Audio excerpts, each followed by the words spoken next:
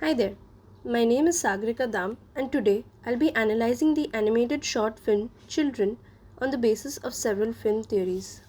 The film was directed by Takuya Okada in 2011. He's an animator hailing from Japan, and Children is his second short film. The first short film directed by him is Melon and Corey in 2010. He's also best known for his work as a writer and CG artist in the film Tokyo Cosmos and Modest Heroes. Now, the film stood out to me as it is a dark take on meeting up to societal norms and pressure while sacrificing one's uniqueness. This is shown through a dystopian conformist society where industrialization is the bread and butter for everyone. All the characters look similar, only distinguishable by the numbers on their forehead. The children are all stuck in an endless loop of attending a monotonous curriculum in school every day. Finally, when it gets too much for them to handle, the protagonist inspires a revolution, and the children vandalize the school and escape out to the streets. Let us start with the narrative analysis of the film through Freytag's pyramid. Freytag's pyramid describes the dramatic structure of a film through 5 stages, which are exposition, introducing the context of the film, followed by an inciting incident which results in the rising action. A climax is reached, after which the falling action begins, finally leading up to the resolution. In the movie Children, we start with the inciting incident by immediately being introduced to the sinister looking main character 4483. He witnesses a dog getting hit by a train as it tries to cross the tracks. The protagonist, however, is unfazed and moves on. Starting the film with this incident creates an anticipation of the dark content about to come. As the camera pans up, we see the world in which 4483 lives. It is bleak and depressing, and the horizon is dotted with industries releasing smoke. In our film, the exposition and the rising action are entangled, as the daily events which take place in the environment also end up stimulating the climax. As 4483 reaches school, we see the monotonous reality the children are trapped in. They blindly copy down whatever the teacher writes and all get 100 out of 100 grades. Next, they play a very docile version of football where we see each student kick the ball along a straight line to the goalpost, resulting in every student getting the perfect 10 grade in sports as well. Even during drawing and creativity class, all the children draw the same view of the industrialized world they live in. Now, these repetitive events acts as the rising action and the exposition at the same time, and they lead up to the climax. The climax of the film happens when one day 4483 receives his 100 scored test, and it all proves too much for him. He starts to shake as his inner voice, his individuality, struggles to break free. Finally, 4483's zipper bursts open. The rest of the children follow suit, and as part of the following action, they literally break out from the school or the system that has repressed them for so long. They run out as a rebellious group in the streets. Bringing back the film in a full circle as part of the resolution, while running in the streets, we see 4483 notice the dog running towards the train tracks just like every other day. Except this time, he gets the tenacity to run towards the dog in an attempt to save him. Sadly, he reaches a second too late as the train hits him while he jumps and they are thrown away on the other side of the track. We see that although 4483 manages to save the dog, he is badly hurt. The film ends with the dog running away to live, and for the first time, we hear the protagonist's voice in the form of a maniacal laughter as he lies fatally wounded on the ground. Next, let us analyze the film through Marxist film theory.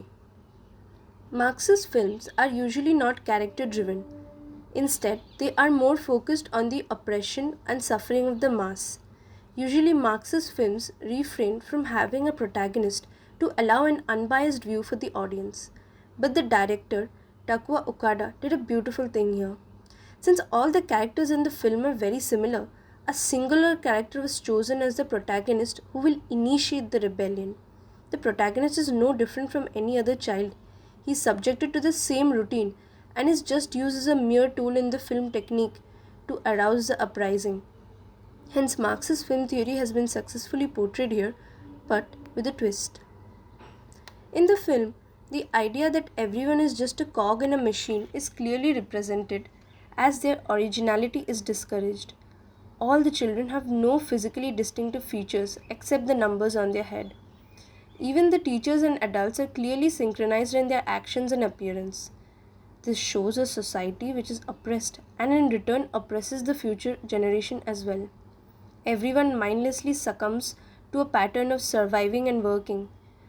We are not introduced to the ruling class who pull the strings in this world, but the struggles of the proletariat are abundantly portrayed. Now we move on to looking at the film through the lens of semiotic film theory. In semiotic film theory, we look at the various signs, symbols, and metaphors hidden in various elements of the film. First, we approach the visual design of the characters. The children all look and behave the same way, and their only distinction comes from the numbers assigned and stamped on their heads. They don't have names, as names express our identity. This shows how they're all just insignificant members of a mass system where being different is not appreciated. The zippers on their face, which literally do not allow them to speak, is a metaphor for how, in such a society, the voices of individuals are suppressed. The character design of the adults is also full of symbolism. They all wear a mask with a smiley face drawn on it.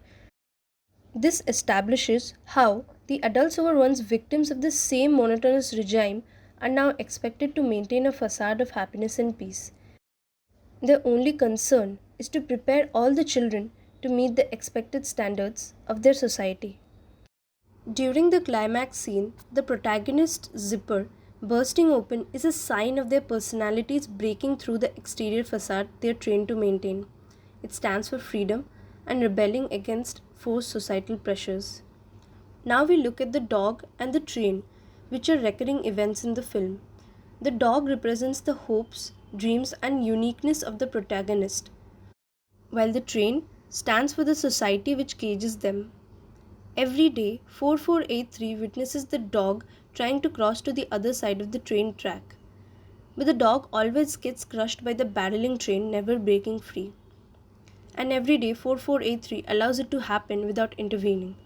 But after the mutiny, he sees the dog and finally musters up the courage to break free from the crowd and do what he always wanted to: save the dog. He does save the dog, but in the process injures himself. This shows how his sacrifice and initiative allowed for the hopes and dreams to live on, even at the cost of himself. Finally, we take a look at the film through the formalist film theory. Formalist film theory explores a film through the techniques utilized in its production. For example, how color, sound, lighting, environment, and set design, along with editing techniques, are used to accentuate the idea of a film. In our film, the color palette used is a monochromatic shade of grey. Even if colors have been used, they are very muted and saturated. The choice of color here strengthens the director's idea of showing a monotonous industrialized society which oppresses individuality, as colors are used to give vibrance and distinction to scenarios. The idea of a dark and bleak world is etched in the viewer's minds from the moment the film starts. The choice of music is also very apt to the concept of the film. Chopin's Funeral March has been used throughout the film, which sets the backdrop for a sinister world.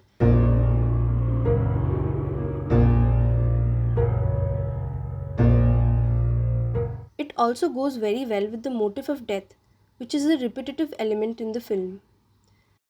Another point to note is how the music does not change much throughout the film to condone the idea of a mechanical existence. Overall, this short film Children takes a very bold stance on many social issues. The director portrays a correct impression on how a society which treats its individuals as puppets is bound to fail. Balance and harmony will only follow when people are allowed to express themselves. I hope you enjoyed my analysis on the short film Children. Thank you for listening.